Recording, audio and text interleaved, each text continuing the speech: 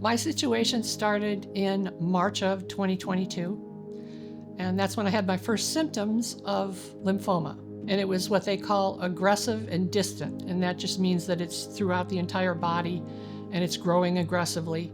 They gave me a treatment plan, but it was only likely to give me a few additional months of life, not probably a cure, probably not even a remission.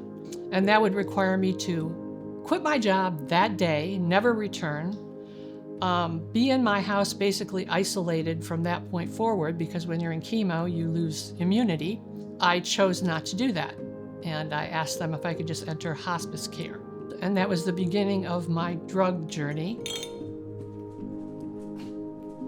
Cancer pain is pretty excruciating. Prior to that, I had just been trying to manage the pain with Tylenol and ibuprofen, which didn't touch it, I can tell you.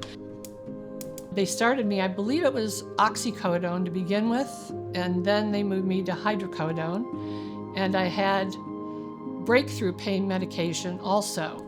And when I got to the point where I was taking those every day, then they would up my base dose.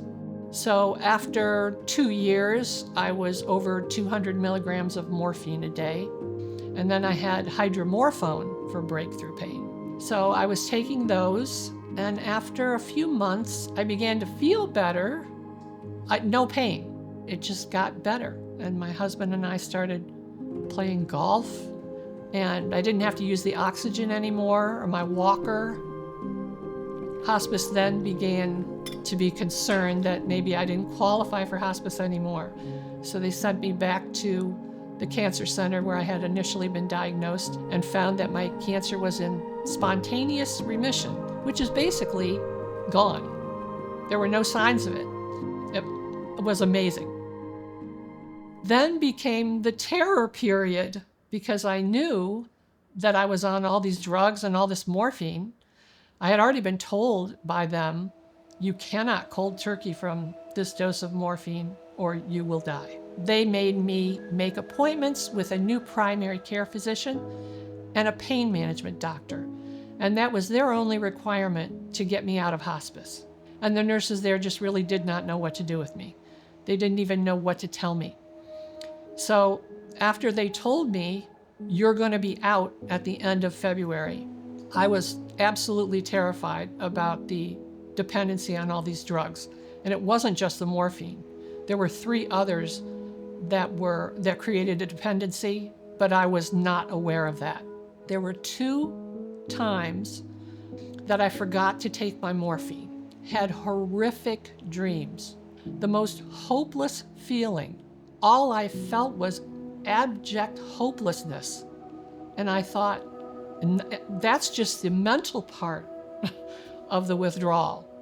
And then there's also all the other things that go with it, the crazy sweats and the nausea and everything else. When they told me that I was going to be discharged, that I was going to have to go through that for months in a rehab, that was absolutely terrifying to me.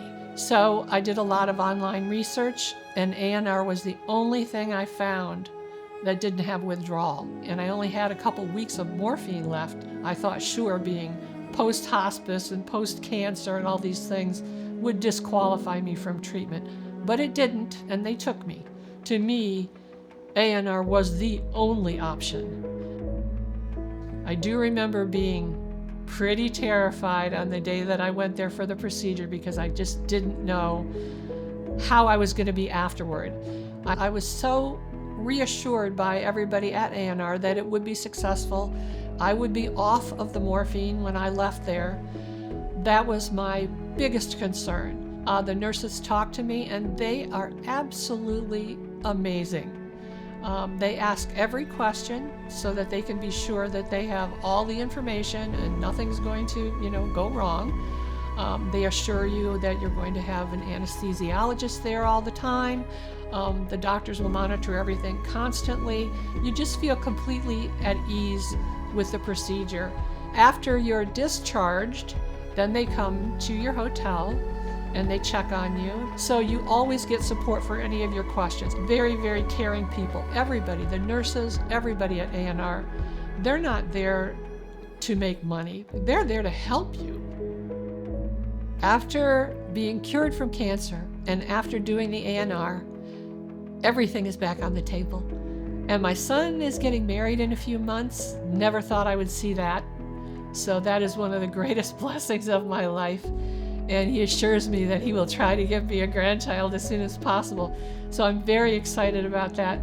I play golf with my husband, and I frequently beat him, which never happened before. I do not know why my golf game is better, but it definitely is. If you would have even told me 2 years ago that I would ever play golf again, I would have said you're insane, because I was using a walker, I was on oxygen, and taking massive amounts of drugs per day. So I never thought I would do anything again. There is not a day that goes by that I don't share what happened to me and ANR with someone. I feel like I was saved to do this. I was saved in order to spread the word about ANR. And the miracle of ANR is that it gives you your entire life back.